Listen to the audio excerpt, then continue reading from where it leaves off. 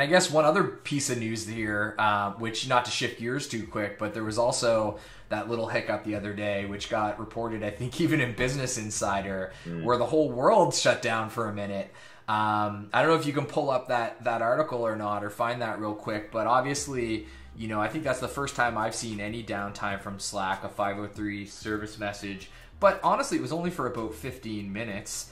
And for a moment, my world fell apart. I was like, oh my God, what do I do? How do I? But, there's such a great team over there. The technology team there is amazing. They had it back up in 15 minutes. It's incredible to me. One of our internal engineers posted a note on this, which I thought was really funny. They posted a note about, your company is at the center of people's universe when Business Insider does a big article on 15 minutes of downtime, when that's like literally the only 15 minutes of downtime you've pretty much ever had. And so that says to me, in conjunction with some of these other things that we've seen, that, the movement to chat first and just Slack being at the center of it is definitely here to stay. Yeah, right. 15 minutes of downtime. And I'm curious, what the reasons were, but really, honestly, they're probably mostly positive reasons, where they're just getting so much usership now, so much adoption, that they're reaching these thresholds that they've never been at before. Yeah, I would guess so. I mean, you kind of got to expect that, right? Like, they're reporting such tremendous user growth that it has to be that. And I'm just going to switch over here to my other screen.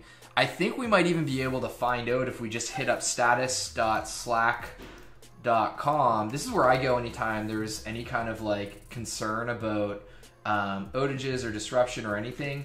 I mean, you can see here they've got immaculate uptime. 99.96 is incredible, frankly. And let me make this a little bit bigger. And then here you can see the history.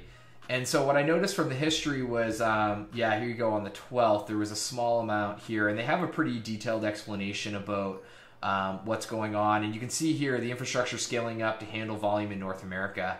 I mean, that's clearly one of the driving factors, is that everybody's migrating to this chat first model, especially right now. And I've talked to some of the DevOps and SRE engineers over there, and it's no small feat to keep such a tremendous amount of daily or active users. I think they even track users who are connected by the second, is how they don't measure by daily active users like most people. They more so like look at concurrently connected by the second users. So it's a pretty incredible thing. Yeah.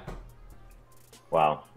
Yeah, that actually brings up an interesting point that I think that we saw another piece of news in the Slack community this week was, the different, like, there's everything's been opified. There's a lot of X ops, DevOps, privacy ops, AI ops, chat ops, Slack ops.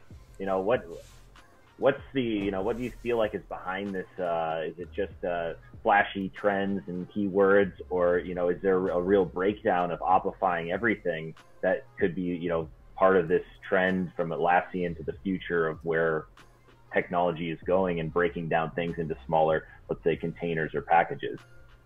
Yeah, I think this is a trend that started a while ago, and obviously we named it the Ops platform because I think at the center of this trend is just the idea of, like, automation and opifying, as you would say.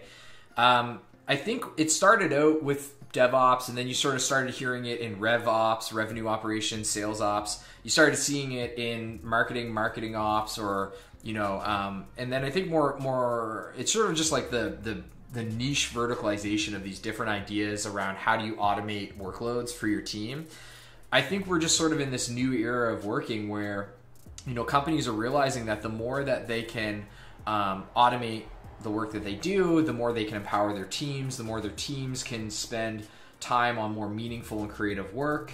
And I think we're seeing that companies are really starting to, especially technology companies, this is the natural trend, is they're kind of moving up the stack and going, okay, well, how can we reduce some of that low-hanging fruit?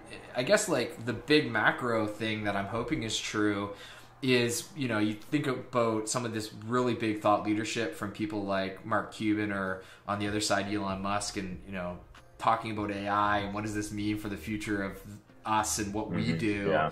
And I'm really hopeful that, AI aside, that at least technology continues to streamline away the less meaningful and redundant and complicated work and allow us to be more creative. And whether or not what Mark Cuban says is true, and you should not bother getting a computer science degree because you'll either be above the API or below the API, and focus on philosophy degrees. I don't know if we go there, but I do think that this is a trend towards us trying to streamline the work we do, because the more we can abstract away this complexity from our day-to-day work and focus on the more creative and meaningful work, I think the more fulfilled we are. Just generally, I think it's a very human-centric way of thinking about automation and how we work. So, my hope is that that's the direction we're heading, and and the idea of op, whether it's AI ops or whatever. I think this is just like, it's fun vocabulary for people to throw around, and it's just a sign of the times.